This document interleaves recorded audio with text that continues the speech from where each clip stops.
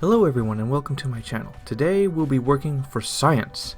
What we're going to do is going to try to run some experiments. I'm going to be painting a feculent Narwhal in the future, and I'm going to be painting some Blightkings, but I still need to get down some stuff. So we're going to run some experiments using Games Workshop Astro Glide thingy and Liquitex, the Liquitex paste.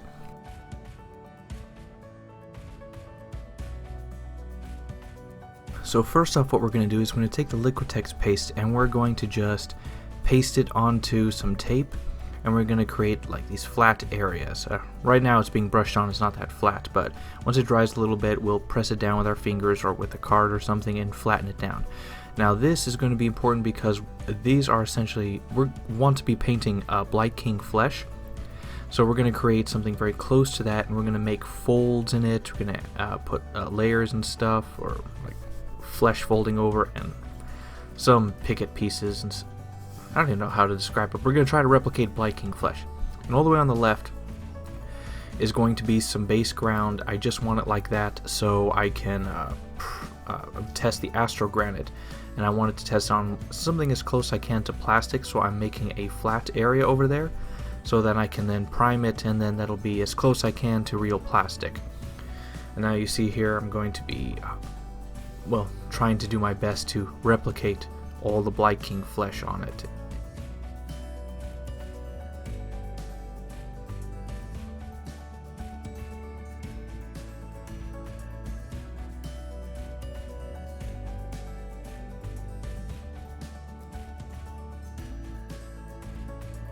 Now while the thicker puddles of paste dry, they dry slower. The thin layer has already solidly dried, and we're going to test the Astro Granite on it. So I'm going to take a razor knife and I'm going to slice the spot up into several sections so I can separate them easily later. And what we're going to do is we're going to apply the paste on. The first spot on the right is going to be as thin as possible. I'm basically just brushing it on like a coat of paint. The second area I'm going to be coating it on thicker, just thick enough. And then the third spot I'm going to try to coat it on as thick as possible. Now this is weird. It feels like, how to put it, like sponges or marshmallows that are poorly attached to each other and they fall apart easy. It's sort of like oil and water on your brush that's also a sponge. I don't know, it's weird, but it's hard to get on there, but with enough force it sticks on.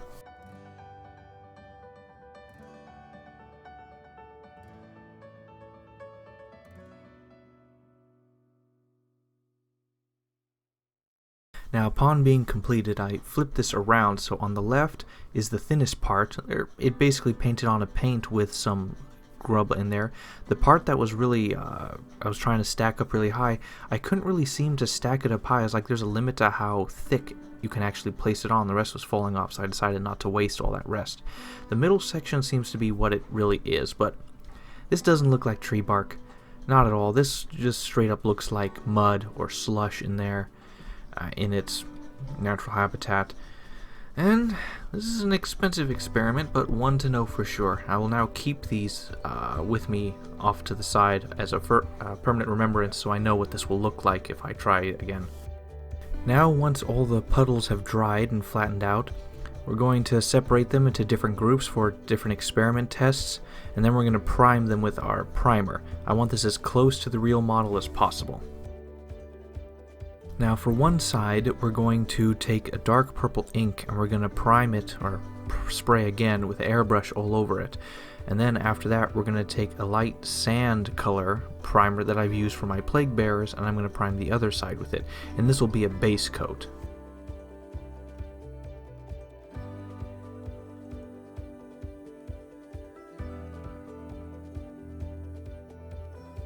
Now we're going to take some Pallid Witch Flesh, which is a Citadel paint, and off-white, and then we're going to highlight it. We're going to spray it at like a 45-ish degree angle and get the highlights on it, on the flesh, to mimic how we would normally paint a model. After that we will then take the Citadel paint White Scar and then dry brush the highlights, the final highlights on it, like I've been doing regularly. I want this as close to a real model as possible so I can get the best, most accurate results.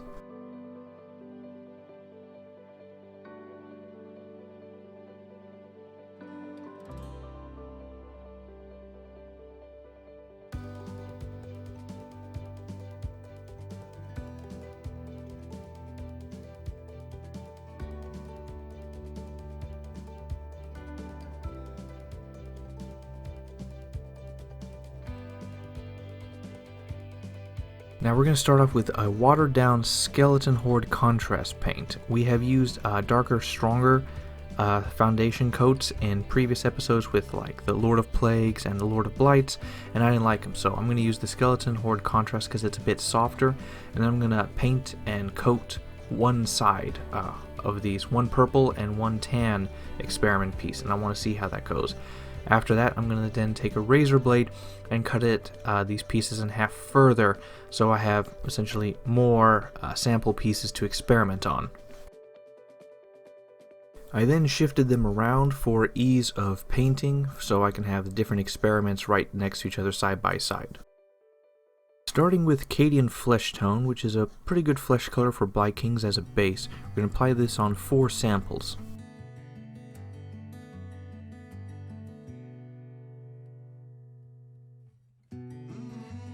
Now the first wave of results is this.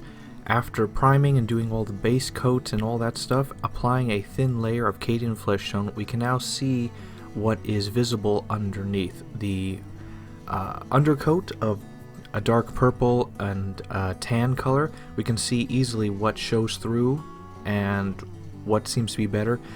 The dark purple shows through the most, and that is a little too overpowering for me, so I can see that the tan is a better option for blending it in. It's there, it's subtle, you can see it, but it's not overpowering. Now what we're going to do is we're going to take some slightly watered down Cadian Flesh Tone, just add a little bit of water to make it smooth, and then what we're going to do is we're going to highlight the raised areas on all 4 pieces, and I want to see how this looks.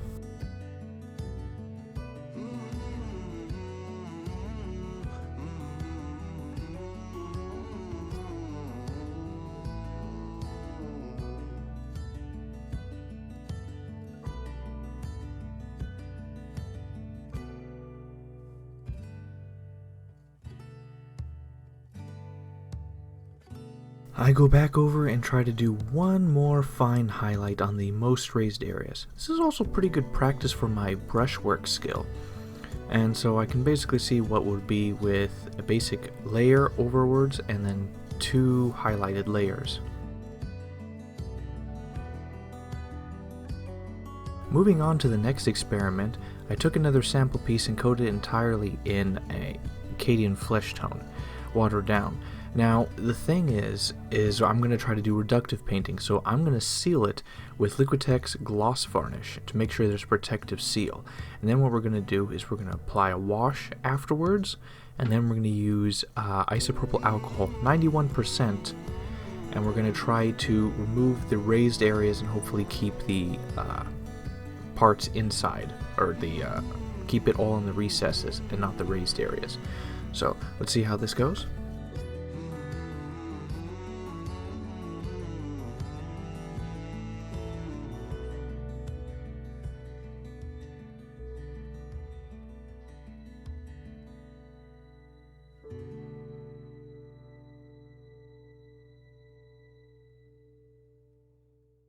It was looking good for a bit, and then after brushing a little bit, I penetrated all the way through to the putty underneath. Well, screw that. On to the next experiment. Now with Cadian Flesh Tone and Reichland Flesh Shade, what I'm going to do is I'm going to use these repeatedly one after another, again and again, to build up layers and shadow over time, and I want to see how this works. And I'm running out of sample pieces, so I'm just going to focus on a small section of one of the sample pieces, and we'll see what happens from there.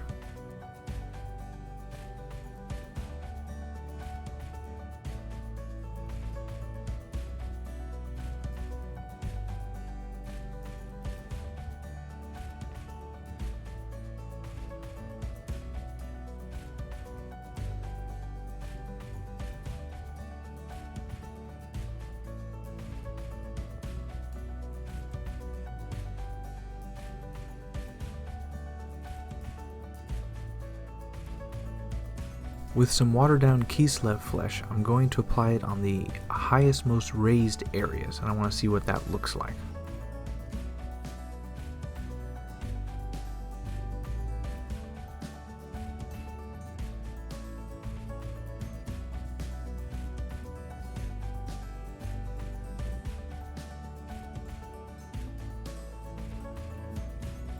Moving on to the next experiment, I take Cadian Flesh Tone and I'm going to focus on the purple undercoat piece because I'm liking the purple undercoat more and more than the sand color.